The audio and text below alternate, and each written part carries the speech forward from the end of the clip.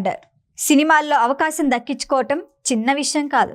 పైగా హీరోయిన్గా ఆఫర్ అందుకోవటం అంటే అంత సులువు అస్సలు కాదు.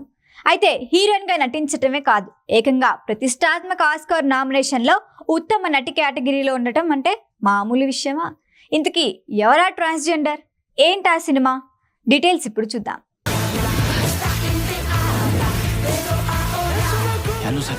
సినీ ఇండస్ట్రీలో ప్రతి ఒక్కరి కళ ఆస్కార్. అలాంటి ప్రతిష్టాత్మక ఆస్కార్ అవార్డుల వేడుకకు రంగం సిద్ధమవుతోంది.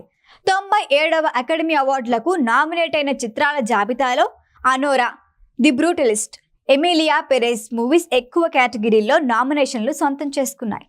మన దేశం నుంచి అనూజ అనే షార్ట్ ఫిలిం మాత్రమే నామినేట్ అయింది. మార్చి మొదటి వారంలో అవార్డుల ప్రధానోత్సవం జరగబోతోంది. అయితే అందరి కళ్ళు థ్రిల్లర్ మూవీ ఎమిలియా పెరెజ్ పై ఉన్నాయి. ఈ సినిమా ఏకంగా 13 కేటగిరీల్లో నామినేషన్లు దక్కించుకొని సెన్సేషన్ ని క్రియేట్ చేసింది. ఇందులో నటించిన క్లారా సోఫియా గాస్కర్ ఉత్తమ నటి కేటగిరీలో నామినేట్ అయింది. ఆమె ఉత్తమ నటిగా నామినేట్ అవ్వటమే నిజంగా ప్రత్యేకంగా చెప్పుకోవాల్సిన విషయమే.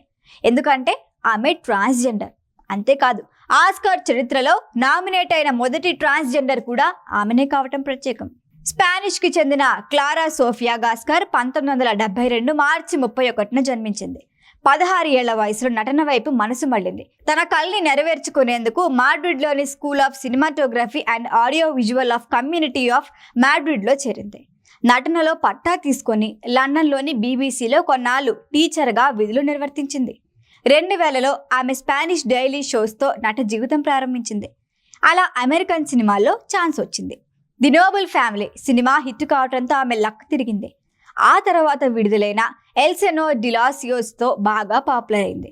2018లో తాను ట్రాన్స్జెండర్గా మారనున్నట్లు ప్రకటించిన కార్లా తనకి తల్లిదండ్రులు పెట్టిన కార్సియా పేరుతో స్వీయ చరిత్ర రాసి కార్సియా అండ్ ఎక్స్ట్రాఆర్డినరీ పేరుతో బుక్ రిలీజ్ చేసింది. ఇందులోనే ఆమె తన కొత్త పేరు క్లారాగా ప్రకటించింది. లింగ మార్పిడికి సంబంధించి తాను ఎదుర్కొన్న సమస్యల గురించి ఇందులో స్పష్టంగా రాసుకొచ్చింది. ఆ తర్వాత ఓ నైట్ క్లబ్తో పరిచయమైన మారీనా గుటెరెజ్ను పెళ్లి చేసుకుంది క్లారా. వీళ్ళకి 2011లో ఓ కూతురు పుట్టింది. లేటెస్ట్గా ఎమిలియా పెరెజ్కు అవార్డుల వర్షం కురవటంతో కార్లా పేరు మారుమోగిపోతోంది. ఇప్పటికే కేన్స్ ఫిలిం ఫెస్టివల్లో ఎమిలియా పెరెజ్ మూవీకి ఉత్తమ నటి అవార్డు అందుకుంది.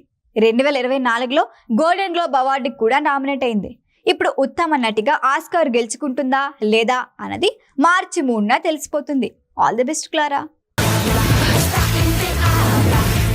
ఈ వీడియో కనుక మీకు నచ్చినట్టయితే లైక్ చేయండి, షేర్ చేయండి, సబ్స్క్రైబ్ చేయండి. అలాగే పక్కనే ఉన్న బెల్ ఐకాన్ని క్లిక్ చేయండి.